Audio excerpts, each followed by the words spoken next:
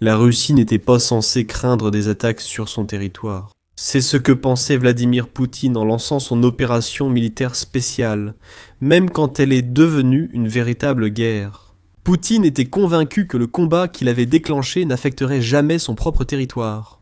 Cela remonte à longtemps, et la Russie a subi des dizaines de frappes ukrainiennes, à longue portée depuis. Elle se prépare désormais à affronter davantage d'attaques visant ses raffineries et infrastructures militaires. Cette fois, ce ne seront pas des drones ukrainiens fabriqués localement qui causeront les dégâts. Le missile de croisière Narwalchek est presque prêt, et il menace de rendre la stratégie à longue portée de l'Ukraine plus efficace que jamais. Le 9 décembre, RBC Ukraine et d'autres médias ont relayé les déclarations du copropriétaire de l'entreprise d'armement tchèque LPP. Selon lui-même, l'entreprise achève les essais du nouveau missile de croisière longue portée Narwal, qui sera bientôt produit. Une fois la production lancée, LPP ne pense qu'à un seul pays pour tester et utiliser sa nouvelle arme. L'Ukraine ? Le rapport République populaire de Chine-Ukraine est basé sur un article publié par le média tchèque Aktualna, qui fournit beaucoup plus de détails sur l'état actuel du Narwal. Concernant la livraison du missile, le média indique que l'Ukraine n'attendra pas longtemps pour obtenir cette arme, que LPP annonce capable de frapper des cibles jusqu'à 680 km, environ 422 miles. Ce nouveau missile sera en pleine production dans quelques semaines, pas dans plusieurs mois. À ce stade, LPP en fabriquera assez pour que l'Ukraine frappe de nombreuses cibles militaires russes. Mais quel dommage le Narwal peut-il vraiment infliger ? Nous répondrons à cette question dans un instant, lorsque nous examinerons de plus près les capacités du missile. Actual ne révèle également que LPP s'attend à ce que les premiers tests de combat de son nouveau missile aient lieu en Ukraine, à un moment donné en janvier ou février 2026. Cela indique que l'entreprise est proche de rendre sa nouvelle arme utilisable par l'Ukraine. Radim Petrache, copropriétaire de LPP, insiste sur le fait que leur création n'est pas un concept vague ni un simple prototype. Nous avons une solution qui est réelle, et ce n'est pas juste un modèle qui dit que nous aimerions nous en occuper, a déclaré Petrache, en annonçant que LPP est presque prêt à commencer à approvisionner l'Ukraine. Petrache a ajouté que l'Ukraine n'a pas à s'inquiéter de la production.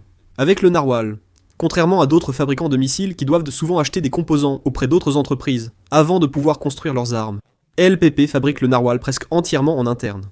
Nous n'avons pas de fournisseurs critiques. Nous fabriquons tout, du fuselage au composite et pilote automatique. LPP fabrique ses propres moteurs à réaction pour drones, selon Actualn, grâce à une licence obtenue d'une autre société. Des questions demeurent. Le Narwal est presque prêt, mais pas totalement. Vous pouvez alors vous demander quand le missile sera produit en série, et combien de Narwal l'Ukraine recevra. Aucune de ces questions n'a de réponse claire, même si Petrache nous donne suffisamment d'éléments pour faire quelques estimations approximatives. Actual indique que le copropriétaire de LPP estime que le nouveau missile national pourrait être produit en série dès mars 2026, si les tests de combat en Ukraine ont lieu comme prévu entre janvier et février. Petrache déclare: dès que nous annoncerons que cela fonctionne en Ukraine, nous accepterons les premières commandes. Durant les 1 à 2 premières années, nous souhaitons produire des centaines d'unités par an. Le copropriétaire de LPP ne dit pas si tous ces nouveaux missiles seront livrés à l'Ukraine, ni si 200 ou 900. Néanmoins, sur la base de ce seul commentaire, on peut supposer que l'Ukraine est sur le point de recevoir un stock conséquent d'un nouveau missile. Cela ouvre de nombreuses opportunités dans sa stratégie de frappe à longue portée. La raison pour laquelle cette arme pourrait s'avérer si importante pour l'Ukraine, c'est qu'elle n'est semblable à aucun autre missile, drone ou hybride drone-missile que le pays possède dans son arsenal. Dans son propre rapport sur le Narwal, Défense Express révèle à quel point ce missile pourrait être dévastateur. Il cite cependant la même portée de 680 km que nous avons mentionnée plus tôt. Il souligne également que cette portée est suffisante pour permettre au Narwal de frapper des cibles dans la région de Moscou. La base aérienne d'Engels serait aussi à portée du missile, une excellente nouvelle pour l'Ukraine. Engels a déjà été visé. En tant que base de bombardier stratégique, le Narwal pourrait permettre à l'Ukraine de détruire des appareils russes précieux. La Russie essaie activement d'agrandir cette base aérienne en ce moment même. En octobre, Ukrinform a désigné cette base comme principal centre de l'aviation stratégique lançant des frappes sur l'Ukraine. Reconnaissant son importance, la Russie y construit de nouveaux emplacements pour quelques-uns de ses bombardiers et chasseurs les plus dangereux.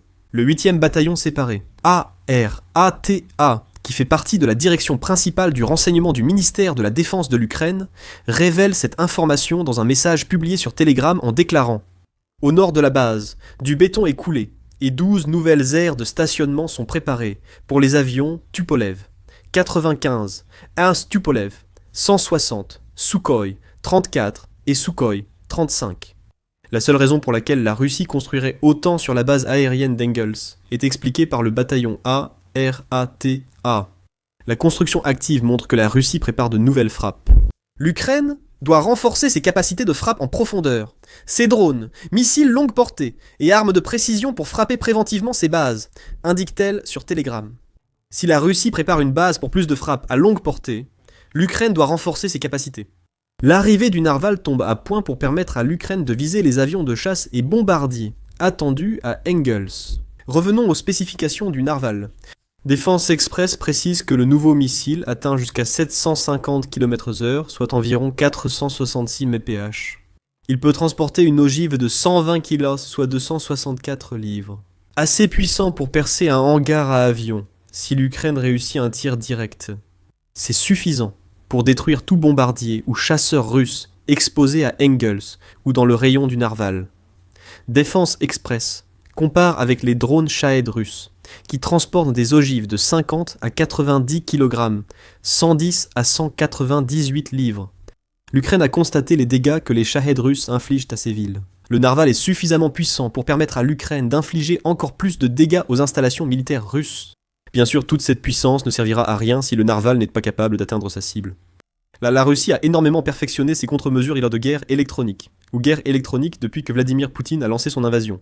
Comme l'a révélé l'Insider en janvier 2024, le média note que la Russie peut recourir à la guerre électronique, tel le brouillage système de positionnement global pour dévier les drones ukrainiens longue portée, et elle doit également couper les services d'internet mobile dans les régions ciblées pour y parvenir. Néanmoins, cette capacité nous montre qu'un drone ou un missile qui ne dépend que du système de positionnement global est une arme à laquelle la Russie peut opposer une contre-mesure. LPP a anticipé ce problème en développant le Narwal et a trouvé une solution brillante. Le Narwal est équipé du système de positionnement global standard que l'on retrouve dans de nombreux autres drones et missiles. Si le missile vise une cible sans défense de guerre électronique, ce système de positionnement global suffira pour le guider jusqu'à elle. Cependant, le Narwal ne devient pas inefficace s'il rencontre des interférences de guerre électronique à un moment donné de son trajet. Si le système de positionnement global du missile est désactivé et que la navigation inertielle, probablement présente selon Defense Express, ne suffit pas, un opérateur ukrainien peut alors guider le Narwal sur le reste du trajet. Le missile est équipé d'un système de navigation visuelle développé en interne par LPP, ce qui lui permet de continuer à voler vers sa cible. Même en zone sans système de positionnement global, aucun détail n'est donné sur le fonctionnement précis de ce système de navigation visuelle. On peut supposer qu'il s'agit peut-être de systèmes similaires à ceux utilisés par les drones à vue à la première personne, qui sont équipés de caméras intégrées, leur permettant de transmettre en temps réel des images du champ de bataille à leurs opérateurs. Si le Narval a un système similaire, un pilote ukrainien pourrait guider le missile jusqu'à la cible sans système de positionnement global. Un tel système permettrait aussi aux opérateurs ukrainiens de rediriger leur Narval vers des cibles plus intéressantes si elles apparaissent en route. L'Ukraine disposera aussi de plusieurs moyens pour lancer ses nouveaux missiles Narval. Defense Express précise que le missile peut être lancé par catapulte, depuis une route ou une piste via un chariot de lancement, ou directement sur le bitume. Si le missile est équipé d'un propulseur à propergol solide, une telle polyvalence est toujours appréciée. Cependant, la version du Narval livrée à l'Ukraine pourrait ne pas inclure l'une de ces options. Petrache affirme que le lancement par catapulte sera sans doute abandonné dans les prochaines versions du missile. La décision n'est pas due au mécanisme de lancement, mais parce que les structures de catapulte sont des cibles faciles pour l'ennemi. Actual révèle également que l'assistance par fusée peut aider le Narwal à atteindre une altitude de 50 mètres, soit environ 164 pieds, en seulement 15 secondes. La rapidité de déploiement ne posera donc aucun problème pour l'Ukraine. Le missile de croisière Narwal semble tout avoir, sauf la célèbre corne de son homonyme marin. L'arsenal ukrainien ne dispose actuellement d'aucun équivalent direct à la défense Narwal. Express mentionne le Barracuda 500cm comme comparaison la plus proche. En novembre, le média a annoncé que Rheinmetall produirait une nouvelle version de ce missile de croisière, jugé plus efficace contre la Russie. Même ainsi, le Barracuda 500M restera moins puissant que la Narwal. Elle a une ogive de 85 kg, 187 livres, presque 2 fois plus grosse que celle du Barracuda d'origine. Mais malgré tout, la taille de l'ogive intégrée à la gamme Narwhal reste un peu plus compétitive. Le Barracuda 500M d'origine atteint 900 kg, 560 miles, malgré une ogive bien plus légère. Defense Express s'attend à ce que la nouvelle version ait une portée d'environ la moitié de cela, ce qui reste inférieur à la portée du Narwhal. Cela signifie que l'Ukraine pourrait obtenir une importante mise à niveau d'un missile de croisière déjà amélioré pour causer plus de dégâts à la Russie. Il n'y a qu'un seul point de blocage, le prix. Nous savons que le Barracuda 500M a un prix unitaire de 216 500 $, ce qui est déjà très impressionnant pour un missile de croisière. Malheureusement, LPP n'a pas révélé le coût unitaire du Narwhal. Defense Express estime que le prix sera probablement supérieur à celui du Barracuda 500 Meillet. Cela a du sens, étant donné la tête explosive plus grande et la portée supérieure. Cependant, cela signifie que l'Ukraine devra faire des choix prudents quant aux missiles de croisière qu'elle choisira de déployer, et pour quelles opérations. Ces options sont intéressantes, même si l'Ukraine n'était pas censée pouvoir frapper des cibles russes en Russie. Elle reçoit désormais de nouvelles armes à longue portée, rendant le pays plus dangereux pour la Russie. Le choix de l'arme entre ces deux-là dépend peut-être de la dernière caractéristique du Narwhal, encore non évoquée. Le missile est conçu pour fonctionner dans le cadre d'un vaste système sans pilote, explique Pietrach, tout en révélant que le Narwhal a été conçu pour pouvoir être déployé en tandem, avec les drones produits par LPP. Nous enverrons 10 à 20 de nos drones de 40 kg pour saturer les défenses ennemies. 2 Narwhal passeront vite au-dessus d'eux, et au-dessus, une autre paire d'invisibles, dit Pietrach. C'est un concept intéressant. Et cela signifie que l'Ukraine aura la possibilité de déployer des essaims entiers de drones, en même temps que ces nouveaux missiles de croisière Narwhal. Ces essaims seront pris pour cible par la défense aérienne russe, servant essentiellement de leurre, tandis que les missiles Narwhal se faufileront et atteindront directement leur cible. Defense Express pense que le drone de 40 kg évoqué par Pietrach est le MTS de LPP à la portée comparable au Narwhal.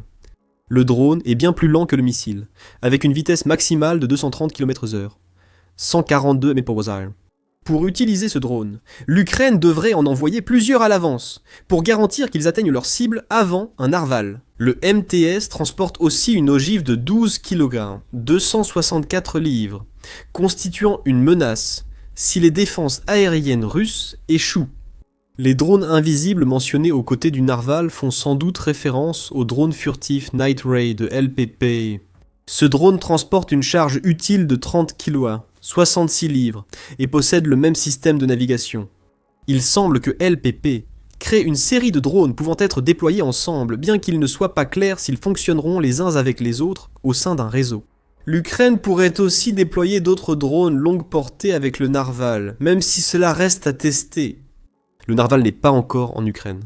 Après tout, ce sont peut-être ce genre de tests de combat que l'Ukraine effectuera lorsque les premiers lots du nouveau missile de croisière tchèque arriveront au cours des premières semaines de 2026. Nous avons déjà évoqué ce que le Narwhal offre à l'Ukraine. Portée, puissance explosive, polyvalence, résistance au brouillage, système de positionnement global et sa capacité à collaborer avec de nombreux drones. Dans la stratégie ukrainienne contre la Russie, l'arrivée du Narwhal révèle un point simple. Une amélioration de la capacité de l'Ukraine à mener des frappes en profondeur à l'intérieur de la Russie. C'est une capacité que l'Ukraine souhaite renforcer et affiner autant que possible. Certains estiment que ce type de frappe est désormais sa meilleure option offensive contre la Russie. En octobre, le New York Times a publié un article expliquant pourquoi l'Ukraine mise sur ce genre de frappe. Les frappes ukrainiennes sur l'énergie russe cherchent à ramener la douleur de la guerre chez les Russes. Peut-être pour inciter Poutine à prendre les négociations de paix au sérieux. Le Chatham House a approfondi cette idée dans un article du 10 novembre, affirmant que les attaques à longue portée de l'Ukraine contre les raffineries de pétrole russes sont devenues semi-tôt sa meilleure défense, alors que la Russie cible à nouveau les infrastructures énergétiques ukrainiennes pour provoquer un hiver difficile. Le média souligne la hausse des prix de l'essence en Russie, le carburant étant 10% plus cher en octobre qu'il ne l'était avant que l'Ukraine ne commence ses frappes coordonnées contre les raffineries. Des pénuries ont touché la Crimée et d'autres régions russes, avec la hausse de la demande de carburant. Et c'est ce genre de souffrance intérieure que l'Ukraine doit provoquer pour faire pression sur Poutine. L'Ukraine pourrait au moins utiliser cette destruction de carburant russe pour obtenir un cessez-le-feu énergétique, même sans cessez-le-feu total, L'Ukraine paraît avoir choisi de riposter à chaque frappe russe, de longue portée par ses propres attaques similaires. Dans son discours du 14 novembre, le président Zelensky a affirmé que les frappes de longue portée et d'autres pressions sont essentielles pour la stratégie ukrainienne. L'Ukraine doit tout faire pour que chaque frappe russe soit sanctionnée, a déclaré Zelensky. Nos armes, les sanctions mondiales et la pression sur la Russie fonctionnent déjà et seront plus efficaces. Le narval pourrait être un atout puissant dans l'arsenal ukrainien s'il adopte ce genre d'approche. Après tout, la Russie ne voudra pas subir des frappes encore plus puissantes contre ses raffineries. Elle sera sûrement méfiante envers un nouveau missile de croisière pouvant toucher l'une de ses principales bases aériennes et causer d'importants dégâts au narval. L'expérience du combat en Ukraine rend aussi l'histoire intéressante. En janvier 2023, Cable News Network a publié un article dans lequel il affirmait que l'Ukraine était devenue un terrain d'essai pour les armes occidentales. Le besoin d'innover en Ukraine est fort, et la guerre que le pays mène avec. La Russie a déjà prouvé l'efficacité de nombreux drones, ainsi que d'armes et de munitions jusque-là peu utilisées au combat. Dans le passé, Business Insider a publié un article qui adoptait le même angle plus de 2 ans et demi plus tard, affirmant que la guerre en Ukraine sert de terrain d'essai pour de nouvelles armes, ce dont l'Ukraine est pleinement consciente selon le média. Cette prise de conscience a poussé l'Ukraine à inviter d'autres pays à tester leurs nouvelles armes chez elle. C'est une situation gagnant-gagnant. L'Ukraine obtient quelque chose qu'elle pourrait utiliser pour nuire à la Russie. Le fabricant d'armes obtient ainsi la preuve définitive de l'efficacité de sa nouvelle arme. L'Ukraine a même lancé un programme appelé Attest en Ukraine qui facilite ce type de relation avec les fabricants d'armes occidentaux. Peut-être que le narwhal est inclus dans ce programme, même si ce n'est pas le cas. LPP va recueillir beaucoup de données utiles sur son nouveau missile de croisière dans les mois à venir, tout cela grâce à l'Ukraine.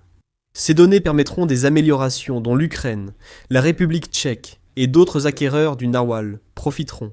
Ce qui rend tout cela si intéressant, c'est que le fait que l'Ukraine se propose comme terrain d'essai pour de nouvelles armes est aussi astucieux dans le sens où cela aide le pays à s'attirer davantage les faveurs de ses alliés. Le narwhal est en mesure de renforcer la relation entre l'Ukraine et la République tchèque, d'après tout ce que nous venons de dire, aussi important que soit le narwhal. Ce rapprochement avec les partenaires occidentaux pourrait être encore plus avantageux pour la stratégie à long terme de l'Ukraine.